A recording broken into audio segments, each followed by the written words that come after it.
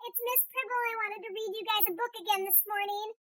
So the book today is called The Last Christmas Tree. I hope you enjoy it. The Last Christmas Tree by Stephen Krensky.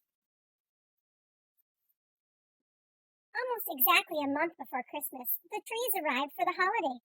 On the day before, the lot had been empty. Now it was full to bursting. The difference was almost like magic. There were balsam firs, spruces, and pines, all lined up neatly at a slight tilt. In the middle of one row, wedged between two bushier companions, one particular trembled with excitement.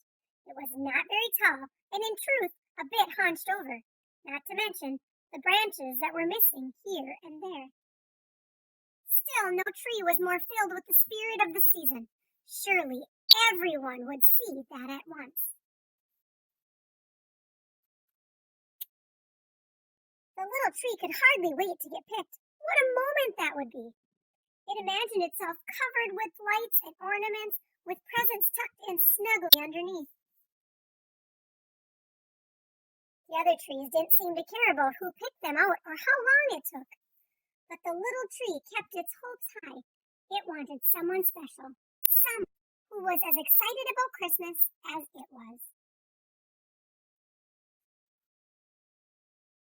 As the days passed, the trees were sold one by one. A few people made up their minds in an instant. They knew what they wanted, and that was that. Others went back and forth for what seemed like hours, and sometimes was.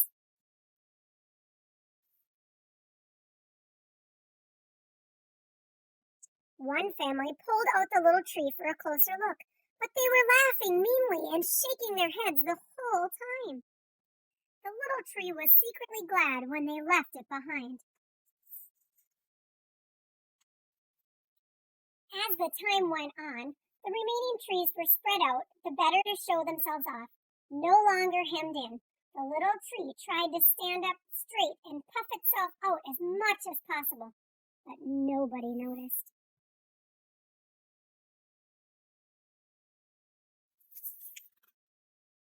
The lot got emptier and emptier. The few unsold trees found their prices marked down again and again.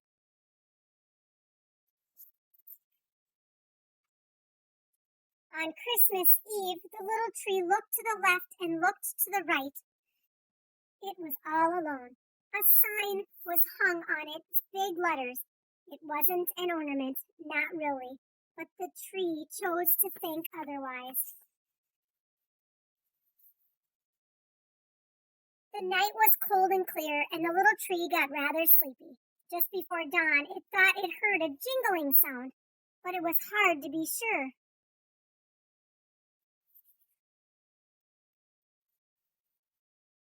The next thing the tree knew, it was gently picked up and placed in an empty sack. This wasn't what the tree had expected at all.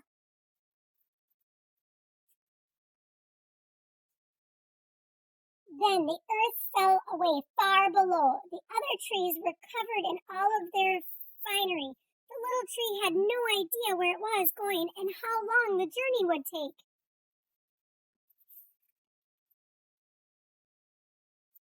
But when it arrived, at last,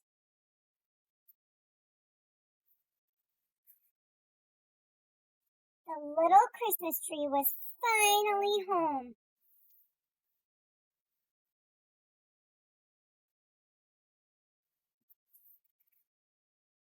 The end. I hope you guys all enjoyed this fun little book. Have a great day and God bless.